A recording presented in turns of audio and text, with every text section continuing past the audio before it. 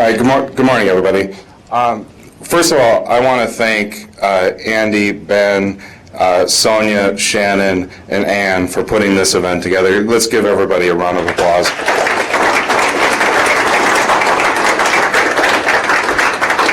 Yeah, we really kicked this thing off by just saying, like, hey, what if we did this?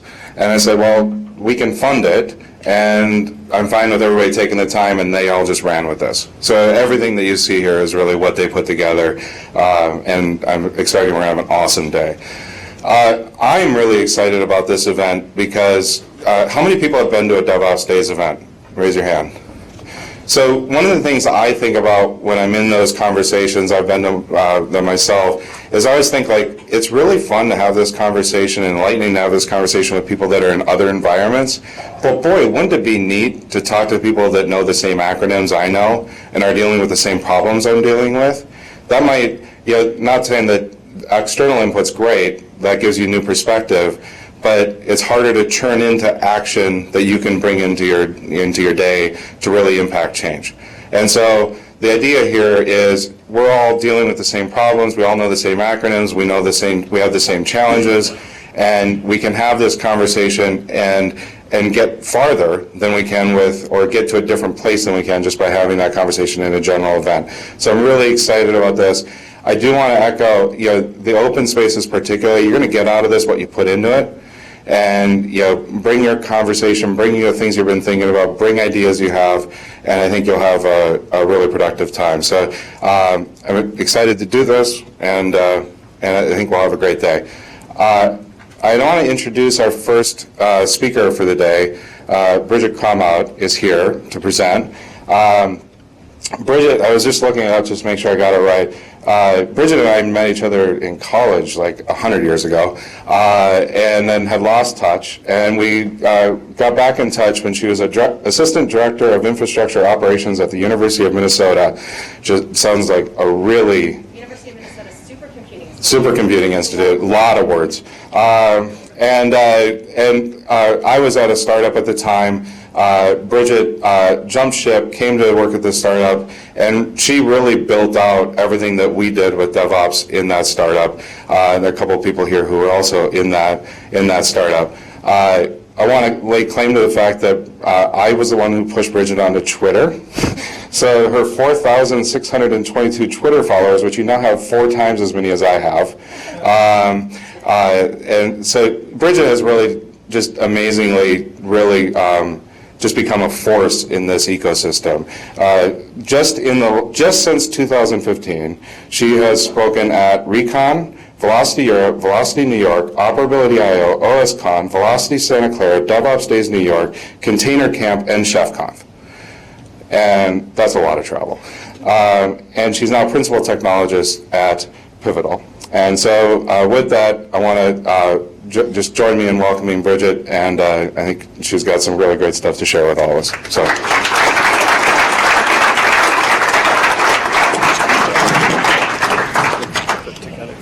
Great. Let's see if I can get this working. Yeah. 1 second while we get the mics set up here. Also, does anybody have an extra chair next to them? I neglected to save myself one. I see people standing. So I noted. All right, surely we have to make room for Andy. And Jamie is hovering, standing up too. I think, Jamie, you were planning on hanging out by your iPad there? Yeah. All right, let's see if I can get this working.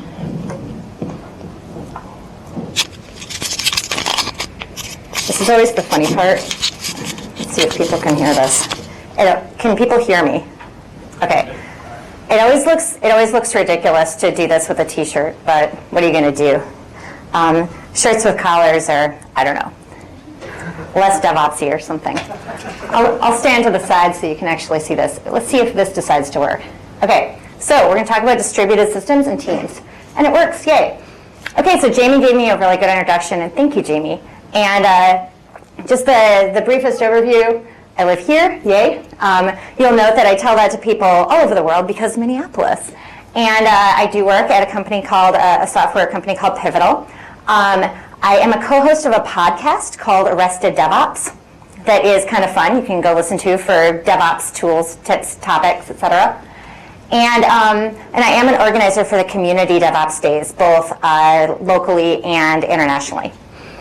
And I did do ops most recently before this at a streaming video startup called Drama Fever, which was a lot like Netflix if Netflix were much smaller and mostly Korean soap opera and ran Docker in production. You know, so not actually all that much like Netflix. A lot less in the way of JVM stack traces. But and then before that, I did work at 8th Bridge, which is where I worked with Jamie and with Beardness and with Jay and all these fine folks. Is DeCourcy back there somewhere? What? He's in the Ukraine. Well, distributed, right? Okay. So how many people here have actually read Kyle Kingsbury's Jepson project analyses on like failure states and distributed systems?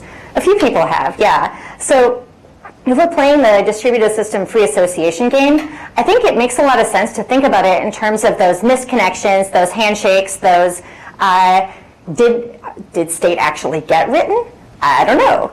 And I think that we have a lot of those same problems when we're dealing with distributed teams, right? Especially like not having fast enough feedback loops. We actually had Kyle Kingsbury on Arrested DevOps a while ago, and I asked him, you know, what he thought of applying concepts like, you know, failure states and distributed systems, but to teams, because I was kind of working up this talk. And he said, well, in distributed systems, you at least need to know, did the message get received or not? And do we have to retry? Do we have to save state somewhere? And we have these same problems when we're dealing with people. And I think probably people are, maybe a bunch of people are probably familiar with CAP theorem, where like this idea, you know, kind of like, I don't know, fast, cheap, and easy, like you gotta think, do you want to care the most about consistency, availability, partition tolerance, you know, pick two, maybe. Eric Brewer, who wrote CAP theorem, actually did an updated paper, and I have a link to that in the notes at the end of this, and I just stopped myself from saying in the show notes. You can tell I've been podcasting too much. But there are links at the end of this, and these slides are already online, so you'll be able to take a look at them after this. Eric Brewer updated his work on CAP theorem about 12 years later to talk about that when you're thinking about partitions, it's really just time-bounded, right?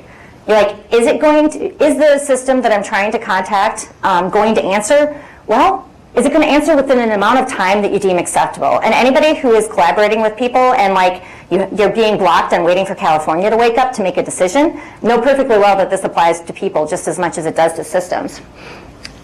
And also, like, brief digression into the whole microservices thing. So microservices are super great.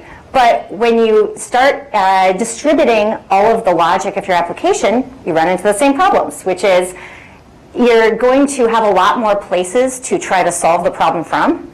And there's a hidden complexity in a large monolith that's more apparent when you break it up into microservices.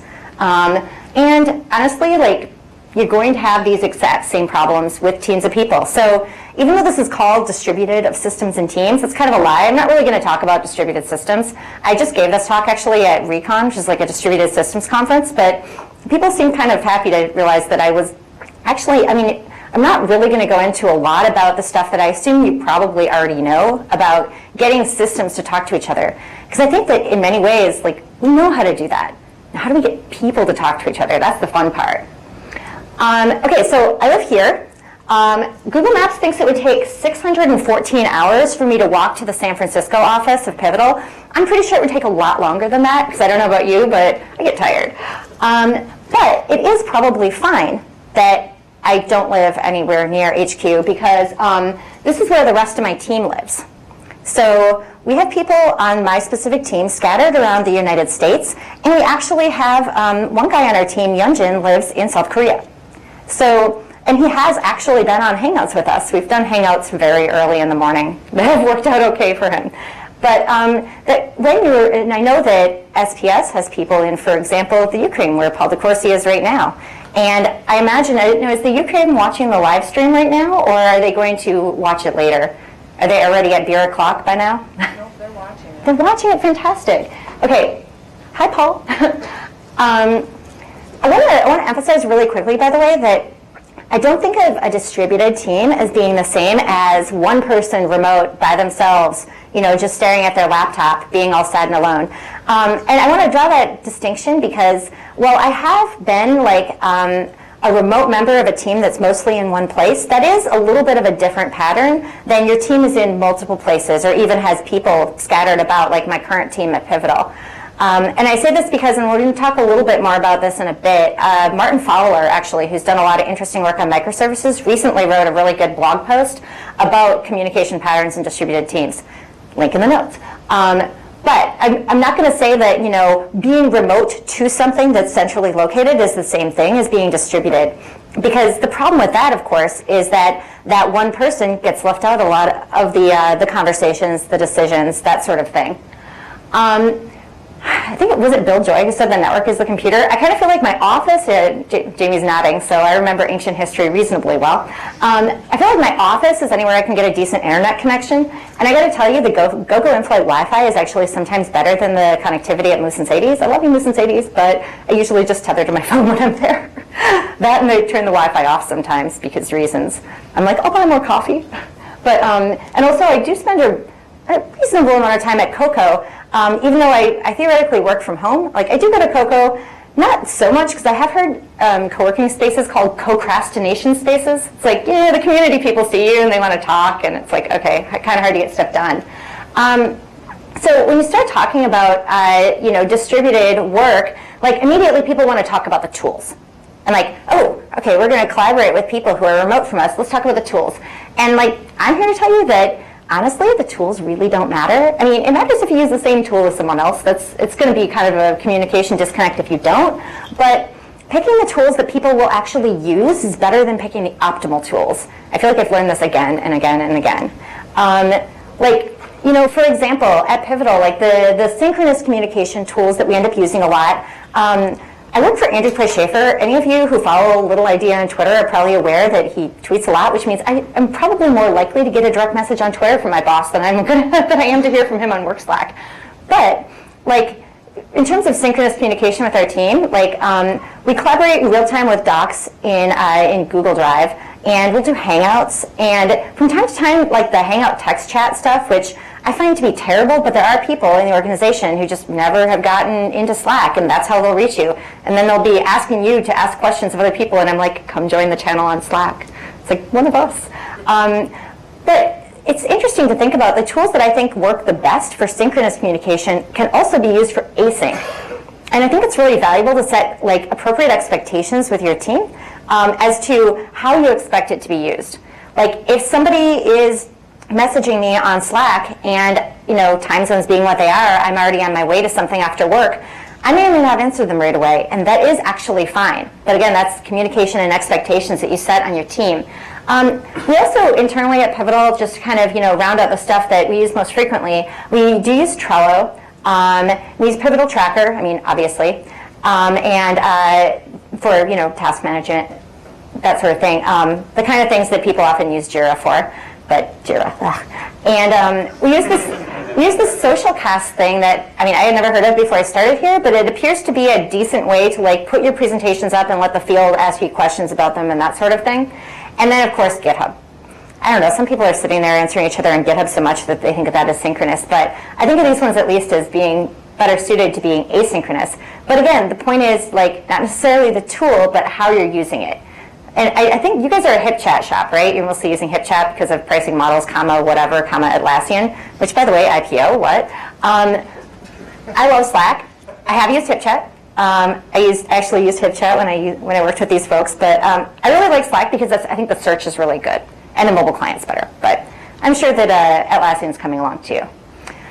Okay, so here's the problem. By the way, side rant. I feel like if anybody did any Lisp programming, like there's going to be a lot of cars and kudadadadars in here because I have a lot of side digressions. Side digression number 812.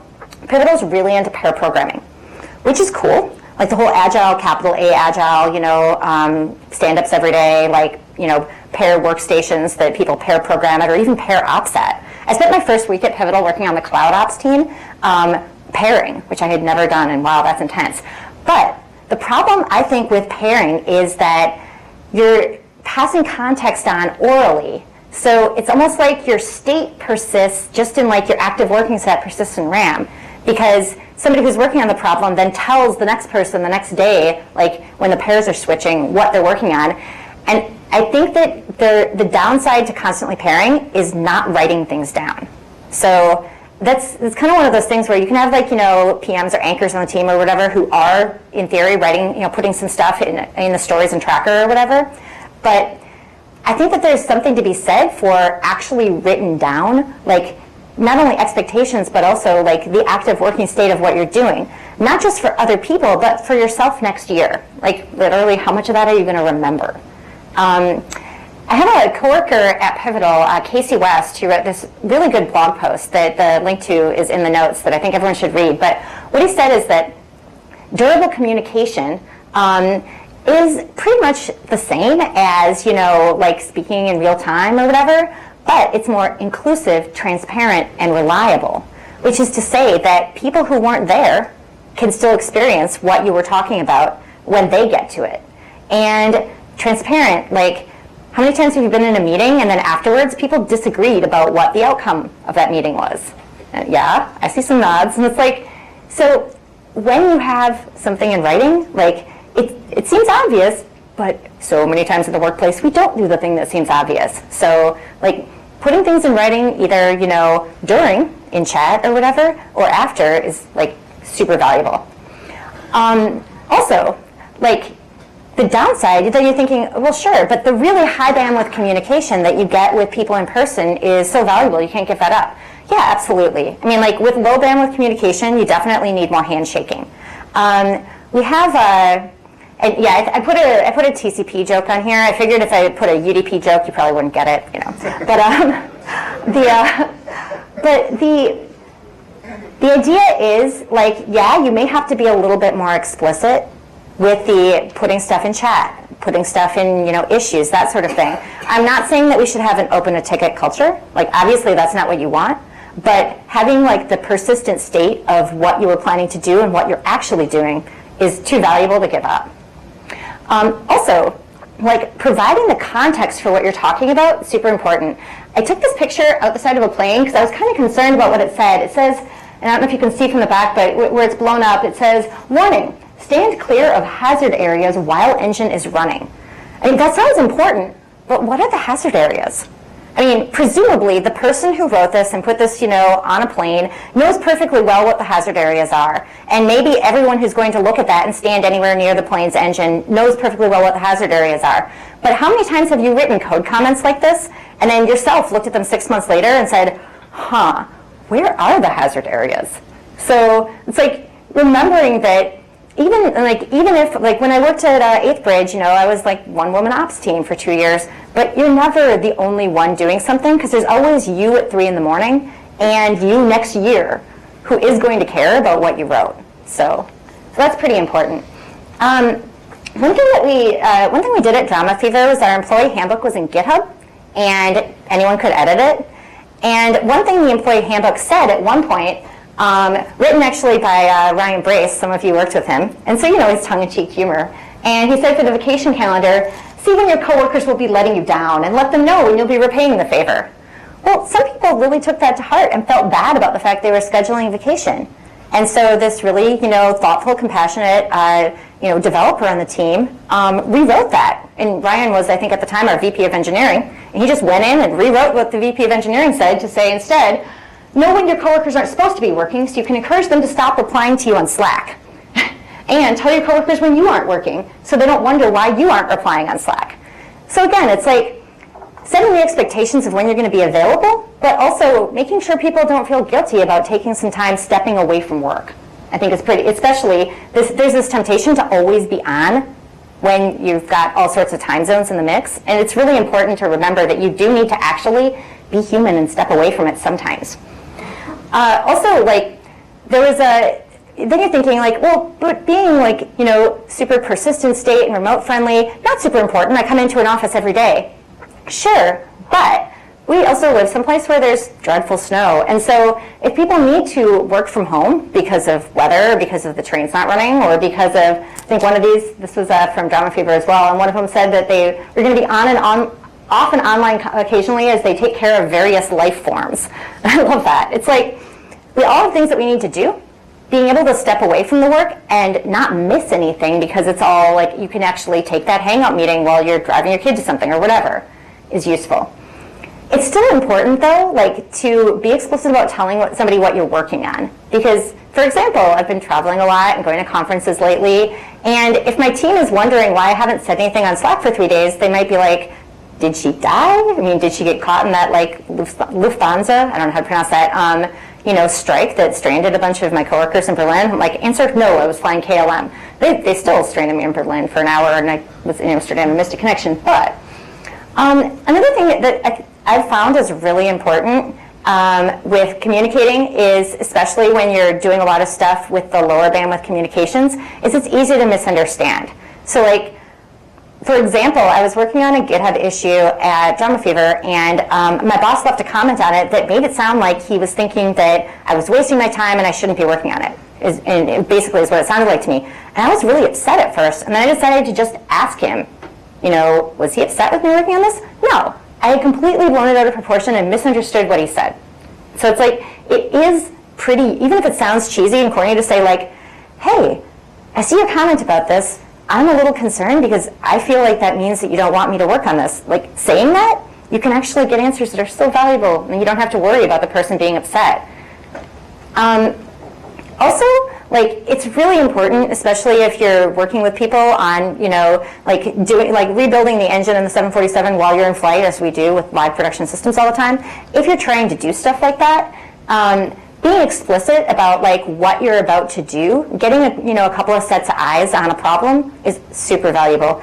It's like, ooh, ask me later over beer about the time that one of our esteemed Drama Fever folks deleted the Jenkins user home directory. As it turns out, this is not a good plan because all of the stuff Jenkins uses is in there. TLDR, it was fine. We had already chefified it. There were backups, but it was like, symlink. So like, and also I think that in tech culture, we don't always want to ask for help because we think that it makes us look like we don't know what we're talking about or makes us look weak. And I think that asking your coworkers for help is one of the most profound gifts you can give them because you're saying, I'm going to show you my vulnerability. I trust you. I need you. And that's a huge gift to give someone. So you're not a burden if you ask for help. You're actually allowing somebody else to show you what they can do to help you in the organization. All right, so if any of you, as was being alluded to by Andy earlier, Etsy is well known as being one of those companies that does this whole DevOps thing pretty well. John Allspaw is now their CTO, and he likes to tweet about papers you should read or email you PDFs. That's like his main thing. His main mode of communication is emailing PDFs. But one that he tweeted out about that is actually not at that link anymore, but I have the link to where you can find it in the notes, is this Common Ground paper, where and it was David Woods and a bunch of his collaborators at, I think it's the University of Ohio, wrote this paper back in 2004 about this idea of even if you're working closely with someone, you can end up with coordination surprise, which is just when you think that you know something and you don't know what you don't know. And so then you have these unknown unknowns that can trip you up terribly because you're proceeding with assumptions that you have not checked back in with the other people and you have no idea that things have changed. So this idea of trying to work collaboratively with people does require like frequent check-ins because otherwise you have no idea. There's a lot of work out there about like nonviolent communication, emotional literacy. What I would kind of point to there is that, again, like in tech, sometimes this stuff sounds kind of cheesy or silly, but the useful thing there is that you're not going to get what you want unless you tell people what it is. Like, I know, right? It's ridiculous.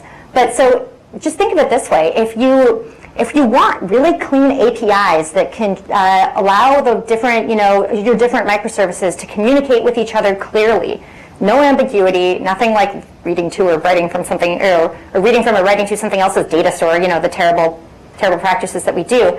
Like, if you want things to work really clearly with your systems, you establish very clear parameters, and then you state explicitly what it is you're trying to do. Like, we all know this, but when we're working with people, we just kind of expect the human API to magically read our minds and intuit what we actually want. It's like, that doesn't work. I mean, you can do it, people do, but it works terribly in offices and, between, distributed team members. So the part where you state what you actually want without judging, and this kind of goes back again to the Etsy stuff of, like, they have a whole blameless culture thing that I linked to in the notes, and the idea of not coming to something with judgment first, but instead going to it and saying, this is what I need, this is what I want, this is what I'm trying to accomplish, this is what I'm finding is my experience when I'm dealing with you. Like, those kind of, I statements is way more useful than saying, why do you always? Because I guarantee you know this perfectly well. If you started a conversation with, why do you always? The person's like, and they don't want to do what you want. So again, even if you don't want to be touchy-feely and happy and friendly, if you would like to get the things you want, which I imagine all of you do, really listening to other people, and not doing that thing, we all do, where you're thinking what you're going to say next while they're talking, but actually listening to what they say gets you much better results.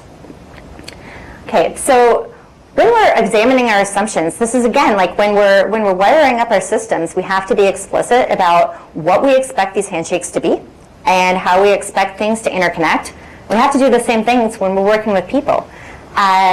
If we're going to, back to CAP theorem, if we're going to say, we're going to guarantee right consistency, and there may be, eventual consistency on reads, something like that. Like, if we state what we expect and what we're going to actually have. For example, if we state that our assumption is that everyone will have replied by Friday at 2 p.m. Central, and if we haven't heard anything from you, we're going to assume the answer is X. It's like, it's amazing how knowing what the default fall through is going to be and stating that explicitly instead of hoping that everyone assumes it's going to be X. It's like, no, state what it actually will be. Everyone will be happier. Well, they may not be happy with X, but at least they'll know what the consequences are if they don't respond. And also, like, we have to assume that we, as humans, in our interactions with each other, are going to have failure. We can't architect our systems for no failures. I assure you, Amazon spends billions of dollars on their public cloud, and they still have outages. You may have experienced some of those outages in recent months. And it's like, oh, it's DynamoDB all the way down. And if they can spend that much money and still have outages, you're going to have outages too. And if you try to assume that in your systems and in your interactions with people, nothing will ever go wrong, and that's the case you're going to plan for, you're setting yourself up for a lot of misery. So if you assume there are going to be miscommunications, if you assume people are going to get upset, if you assume people are going to have conflict, and you architect for ahead of time, before these things happen, this is how we're going to deal with this, you're going to have a much better time. Back on the time zone thing, distributed decision making, I think, is key, because much like you're going to have in your distributed systems, you're not going to have everything going back to a central locking, single source, and then waiting on decisions there. Instead, like you got in like console or something, you have a gossip protocol that'll be out there making decisions on the edges, like as far away from center as possible. Again, if you don't want to block on, hey, for this particular project, we have to wait an entire 24 hours for the team on the other side of the world to answer us every time. No, that means your project is scoped incorrectly. Seriously, just like break it up and have the parts that are more contiguous with each other time zone-wise be able to move fast or move forward with their own velocity without blocking on a central lock somewhere else. So again, we know this with our systems. We just have to do it with our people too. The over-communication, again, key. Nobody wants to use an API that has no verbs at all. It just has one, hope. It's like, no. You want to actually state what you're expecting and what you're doing. And again, like, can you imagine trying to replay an entire op log to fix all of the problems that you've let pile up over, I don't know, who knows, days, weeks, of trying to resolve conflict in your distributed system, in your data store, like, no one wants to unravel that sort of nightmare. That's like the stuff that, nightmares are made of, where you're trying to recover. I don't know, I'm looking at people that I know and saying, if you're trying to recover from, say, horrible HBase failures, and you're piecing together backups that sort of failed, and you're having Hobbs, Hobbs is so wonderful, you're having Hobbs, like, write some Java to try to fix it all. Okay, so instead of doing that, like, resolve your conflicts while they're still fresh. Granted, not while the person's like ready to punch you, because, and that's the other thing, is like the nonviolent communication thing, you read that and you think, well, I'm not violent in my communications, but how many emails have you read where you're like, stabbity, stabbity, stabbity? Like, I feel that way. So when you're feeling stabbity, but like when you're calmed down, resolving the conflicts when they're newer is a lot better than letting them fester, at which point you just have a lot more disconnect to try to put back together. I don't know if any of you ever tried to upgrade Django from 1.4 to 1.7 and then rip Django cache machine out and it's all sadness and everything is bad. That is terrible. The people stuff around that is sometimes even harder. So if people are going to, especially when you've gotten yourself into some technical debt, even if you knew it was technical debt, even if you're labeling your issues in GitHub with the technical debt label because you know that these things are problems, when you're trying to solve problems like that, if you're throwing blame around and you're angry with people and you're impatient with that one dev who totally said that they'd be able to fix the thing, that instead you have to just have a cron job that clears the cache every hour because that's the only way you're getting yourself out of this pickle, like if you're mad at that person as well, like that's going to make this even harder. Astrid Atkinson she's a director of search at Google. She's been there about a decade. She actually did, and I don't think I have it in the notes, but she did this really great keynote at Velocity Santa Clara called Engineering for the Long Game, where she talked about, 10 years ago at Google, they didn't plot out, so in 10 years from now, we're going to be Skynet and all this stuff. Like, they didn't do that, but because they didn't know. But trying to plan, even in the medium game of engineering, does mean remembering what she's saying here, which is software is made of feelings. Like, if you think about the act of creation, if you think about the fact that writing software is about the closest you're going to get to wizardry. Like, you get to write and have your words get instantiated into real things in the world. Like, your will is writ large upon the world and turned into reality. That's an amazing power. And it's not even remotely surprising that we feel sort of attached to the things we create like that. But we are going to need to cooperate with other people around the things we create like that. So I think that's important to remember.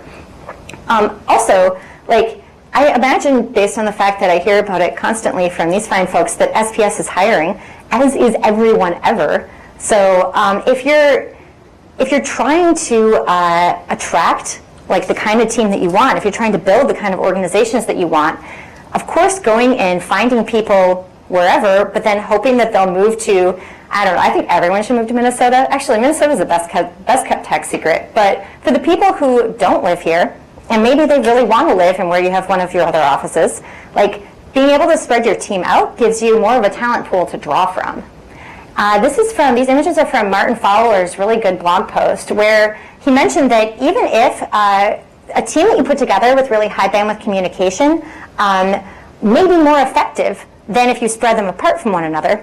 If they, but the team that you may be able to create by drawing from talent everywhere is you're going to have a wider pool of great people to draw from than the ones you'll be able to get in one locality.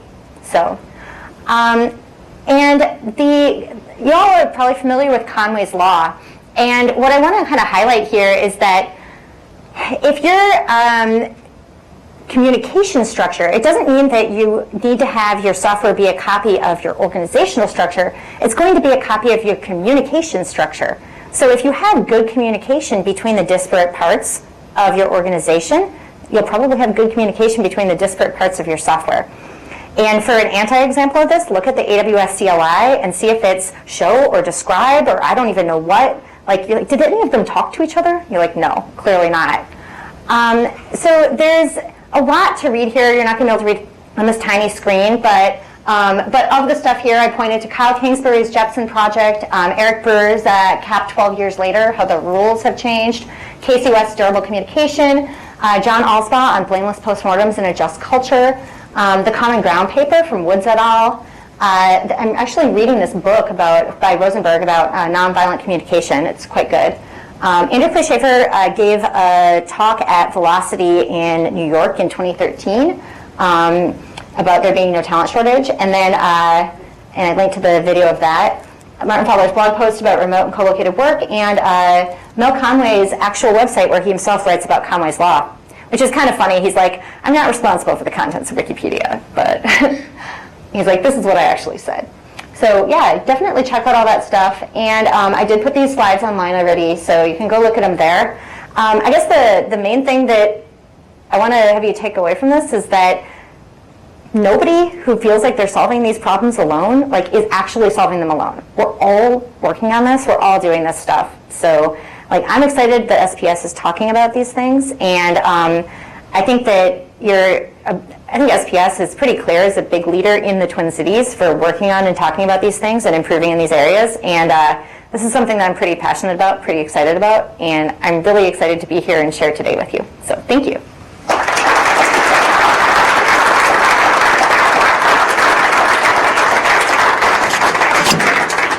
And I realize I'm terribly, terribly long, so. No, it's fine. Do we have any few quick questions for Bridget? Bridget's also going to try to lead an open space on this topic either this morning or afternoon. She said she'd hang out with us all day today, so we have time to chat with her in a more discreet setting too, but if you have any questions now, throw them up. I don't think we have a great way right now of getting questions from folks in the live stream. I just realized we didn't talk about that at all, so. If anyone's on the live stream, slam your fist on the podium. And there's a hip chat room called SPS Meetup. Jump into that room and ask us questions in there. We'll try to monitor that. Okay, I do actually have one back here. Yes? Good question. How do you plan for communication failures? I guess it depends on exactly what sort of failure you're looking at, but if you assume the scenario of someone's just not going to answer you, then you want to talk in your organization ahead of time about how, if we don't hear back, what's our default going to be? I think it's about establishing clear defaults. So, and if it's a communication failure, like that euphemism that we all know, which is, we talk to each other, we just are full of conflict and disagree. I'm kind of against the HIPPO principle of, like, the highest paid person's opinion, because I think that a lot of organizations end up defaulting to that, and it doesn't work super well because it just causes resentments in the organization. So I think what has worked reasonably well at places I've worked in the past is people actually writing out, like, what contingencies are they considering? How do they think this will work? How do they think it'll not work? And then talking to one another. You're not always going to resolve communication disagreements by consensus, but I mean, obviously that's one model that is pretty helpful if you can achieve it. But again, like, assuming that failure in communication will happen is a lot better than just hoping it won't, since you know how well that goes. All right. I think we're good. Thank you so much.